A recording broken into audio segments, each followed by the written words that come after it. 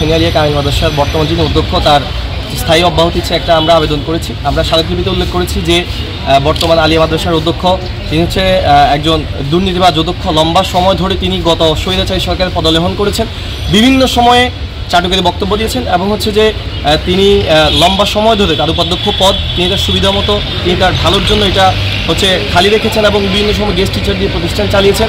এছাড়াও তার বিরুদ্ধে হচ্ছে যে তিনি যখন অধ্যক্ষ পদে নিয়োগ পেয়েছেন তখন সারা ফেনীব্যাপী এখনও পর্যন্ত যে আলোচনা রয়েছে তিনি বেশ কিছু টাকা হচ্ছে ঘুষ দিয়ে তিনি নিয়ম বহির্ভূত উপায়ে তিনি অধ্যক্ষ পদে নিয়োগপ্রাপ্ত হয়েছেন। এছাড়াও আরও রয়েছে আপনার আলিয়া মাদ্রাসার যে সকল সম্পত্তি রয়েছে এবং সেখানকার যে ব্যবসা প্রতিষ্ঠান রয়েছে সেগুলোকে তিনি হচ্ছে জিম্মি করে হচ্ছে তিনি কোটি কোটি টাকা হাতিয়ে নিয়েছেন।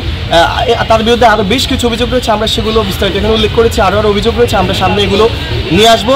জেলা প্রশাসক মহোদয়ের কাছে আসছি, জেলা প্রশাসক মহোদয়ের কাছে আসার পর আমরা আমাদের স্মারকলিপিটা প্রদান করেছি। সেটা হচ্ছে যে জেলা প্রশাসকের কার্যালয় থেকে স্বাক্ষরিত হয়ে আমাদেরকে বলে সেটা আমরা গ্রহণ করেছি।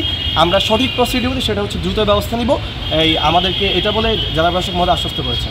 অনুযায়ী ব্যবস্থা নিতে হবে, সকল সরকারি নীতিমালা আছে, বিধিবিধান আছে, বিধিবিধান অনুযায়ী ব্যবস্থা নেওয়া হবে। ততক্ষণ পর্যন্ত আপনারা শান্তিপূর্ণ অবস্থায় থাকবেন এবং আপনাদের ক্লাস বা শিক্ষা কার্যক্রম কিন্তু আমাদেরকে যথারীতি চালিয়ে যেতে বলা হয়েছে। তো ক্লাস এবং শিক্ষা কার্যক্রম যেন যথারীতি চালু থাকে এবং আপনারা স্টুডেন্ট ক্লাসে যান, ক্লাস করেন।